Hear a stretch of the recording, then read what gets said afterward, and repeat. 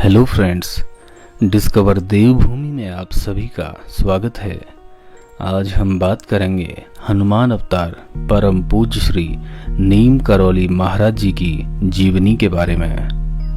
दोस्तों, बाबा का प्रसिद्ध आश्रम और मंदिर देवभूमि उत्तराखंड के नैनीताल जिले में स्थित है, जिसे कैंची धाम के नाम से भी जाना जाता है।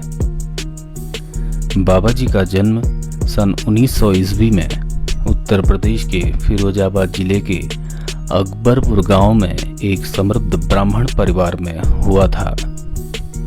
इनके पिताजी का नाम था दुर्गा प्रसाद शर्मा जी। बाबा जी के बचपन का नाम था लक्ष्मण दास शर्मा। बाबा जी का बचपन बहुत तेजस्वी और ओजस्वी था। जब बाबा जी 11 वर्ष के थे तो बाबा जी ने बचपन में ही अपना घर त्याग दिया। इसके बाद बाबा जी गुजरात के बवनिया में रहे तथा यहाँ पर रहकर 7-8 वर्ष तक कठोर तपस्या की और लगभग 17 वर्ष की उम्र में बाबा जी को ज्ञान की प्राप्ति हो गई। दोस्तों, आइए अब जानते हैं लक्ष्मण दास शर्मा से नीम करौली बाबा बनने की कहानी। उत्तर प्रदेश के फर्रुखाबाद में एक गांव है जिसका नाम है नीम करौली। बाबा जब यहाँ से ट्रेन से सफ़र कर रहे थे तो बाबा जी ट्रेन के फर्स्ट क्लास डिब्बे में चढ़ गए।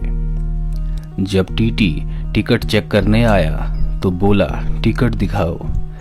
बाबा जी के पास टिकट नहीं था तो इसके बाद टीटी ने गुस्से से बाबा को नीचे उतरने को कहा और दोबारा न चढ़ने को बोला।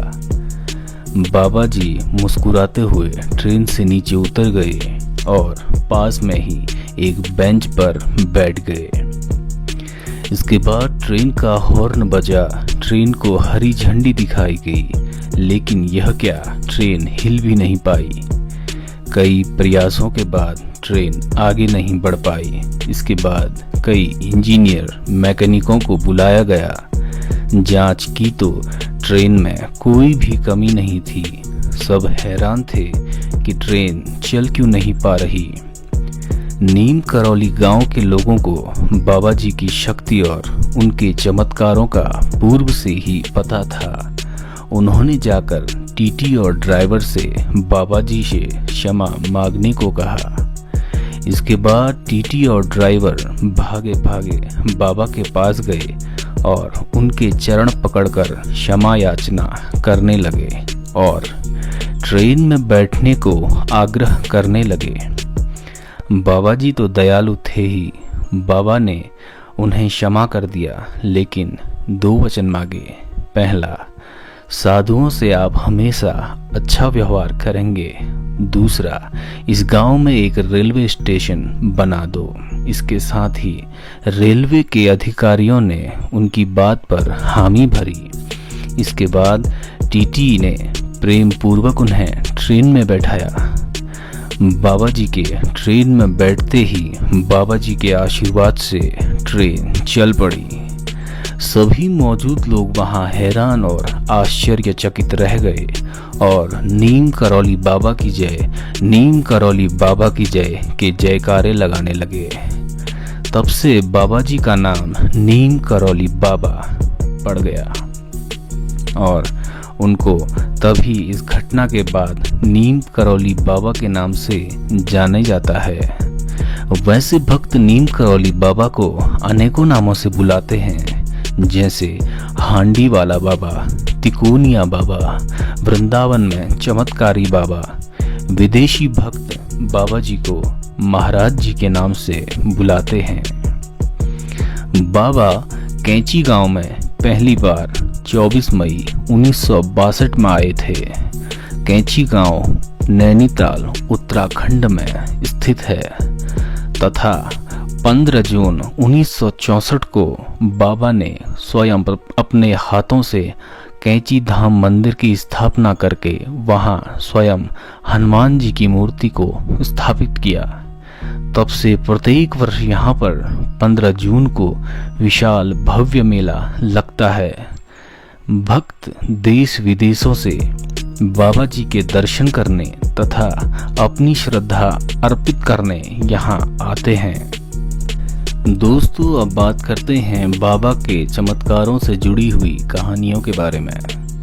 एक बार कैंची धाम में 15 जून को आयोजित विशाल भंडारे के दौरान घी कम पड़ गया था। तब बाबा के आदेश पर पास में बहने वाली नदी का पानी कनस्तरों में भरकर लाया गया, जो प्रसाद में डालते ही घी बन गया। ये काफी भक्तों की आंखों देखी हुई घटना है। ऐसे ही अनेकों चमत्कार विदेशी भक्तों के साथ भी बाबा के जीवन काल में हुए हैं। उन्हीं विदेशी भक्तों में एक बहुत बड़ा नाम है रिचर्ड एल्बर्ट का। सन 1966 में रिचर्ड एल्बर्ट यानी रामदास, जो हार्वर्ड यूनिवर्सिटी में केमिस्ट्री के प्रोफेसर थे, वो भारत भ्रमण पर निकले थे और वह घूमते घूमते कैंची धाम आ पहुँचे। उनका मानना था कि अध्यात्म को अगर करीब से जानना है तो ड्रग्स सबसे सही तरीका है। ड्रग्स से ही आध्यात्मिकता के चरम तक पहुंचा जा सकता है। रिचर्ड एल्बर्ट खुद भी ड्रग्स का सेवन करते थे। रिचर्ड एल्बर्ट को गलत साबित करने के लिए बाबा इनके हाथ में जितना भी ड्रग्स था उसे खा गए। काफी समय बीत गया, रिचर्ड देखते रहे, लेकिन इस ड्रग्स का बाबा पर कुछ भी असर नहीं हुआ। कुछ देर बाद बाबा मुस्कुराए और बोले, असली आनंद यह नहीं है, असली आनंद तो भगवान की भक्ति में है। रिचर्ड एल्बर्ट और सभी मौजूद लोग आश्चर्यचकित होकर बाबा नीम करौली महाराज जी को देखने लगे। दूसरी घटना जो रिचर्ड एल्बर्ट के साथ घटी वो इस प्रकार है। रिचर्ड एल्बर्ट आश्रम में एक बार बैठकर तारों को देख रहे थे। तभी बाबा नीम करौली वहां पर आए। उन्होंने कहा, तुम इन तारों में अपनी माँ को देख रहे हो ना, जो कुछ समय पहले ही मर चुकी है और उनकी मौत कैंसर से हुई है। ये बात वहां पर किसी को भी पता नहीं थी सिवाय रिचर्ड एल्बर्ट के। ये सुनकर रिचर्ड रो रो कर बाबा के चरणों पर गिर पड़े। इसके पश्चात रिचर्ड बाबा के ही आश्रम में सेवा में लग गए। वह आश्रम में काफी समय तक रहे। इसके पश्चात उन्होंने अपना नाम रिचर्ड एल्बर्ट से बाबा रामदास रख लिया। साल था 1971 का, जब बाबा रामदास ने एक बुक भी पब्लिश की जिसका नाम था बी हेयर नाउ। इस बुक में बाबा जी से जुड़ी हुई कई महत्वपूर्ण घटनाएं, बाबा जी के चमत्कार, बाबा जी की अद्भुत शक्ति के बारे में जो रिचर्ड एल्बर्ट ने महसूस किया था, उसको बहुत अच्छी तरह से लिखा गया है। इस किताब की देखते ही देखते लगभग 20 लाख प्रतियां बिक गई और रिचर्ड एल्बर्ट यानी बाबा रामदास अमेरिका में एक प्रसिद्ध व्यक्ति बन गए। इसके बाद अमेरिका लौटकर बाबा नीम करौली और कैंची धाम का उन्होंने बहुत प्रचार किया। वह बाबा के चमत्कार, शक्ति आदि के बारे में लोगों को बताते। देखते ही देखते बाबा रामदास एक स्पिरिचुअल टीचर के तौर पर उभर कर सामने आए। उसके बाद पूरी दुनिया से लोग कैंची धाम और महाराज जी के दर्शन करने आने लगे। फेसबुक के संस्थापक मार्क जुकरबर्ग और एप्पल के संस्थापक स्टीव जॉब्स को राह दिखाने वाले नीम करौली बाबा ही हैं, जो सभी भक्तों पर अपनी दया रखते हैं। विदेशी भक्तों में कोई रामदास, कोई कृष्णादास, कोई हरिदास, कोई भगवान दास, ये आदि नामों से बाबा की कृपा से बन गए।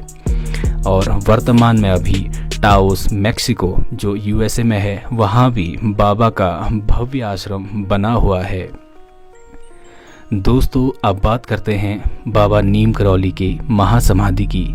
साल था 1973, दिन था 11 सितंबर 1973। वृंदावन में बाबा नीम करौली महाराज जी ने अपनी समाधि ली, अंतिम सांस ली। इसके बाद समाधि से एक कलश में उनकी अस्थियां लाकर उनके पवित्र धाम, उनके प्रिय धाम कैंची धाम में बाबा की मूर्ति के सामने उनकी अस्थियों को रखा गया तथा बाबा की मूर्ति वहां पर स्थापित की गई है। दोस्तों, बाबा जी पर श्रद्धा रखने से तकदीर बदल जाती है। बाबा किसी भक्त पर भेदभाव नहीं करते थे, उनके लिए सभी भक्त एक समान हैं। बाबा अंतर्यामी हैं जो बिना कुछ कहे मन की बात जान लेते हैं। तो दोस्तों, आइए अब देखते हैं बाबा नीम करौली महाराज जी की टीचिंग्स के बारे में। बाबा आखिर अपने भक्तों से क्या कहते थे, आगे हम जानेंगे उनके पवित्र वचन और उनकी शिक्षाओं के बारे में। हनुमान चालीसा की हर पंक्ति एक महामंत्र है, ये स्वयं बाबा जी ने कहा था। भगवान को देखने के लिए सबसे अच्छा तरीका उसे हर रूप में देखना है। वासना, लालच, क्रोध, आसक्ति, ये सभी नरक के रास्ते हैं। हर किसी की सेवा करें, हर किसी से प्रेम करें, सत्य की राह पर चलें। मैं किसी की भी सेवा कर सकूं, इसके सिवा मैं कुछ भी नहीं चाहता। भगवान पर आस्था आपको हर मुश्किल से लड़ने की ताकत देगी। सारी चिंताएं छोड़ दो, यही सब समस्याओं की जड़ है।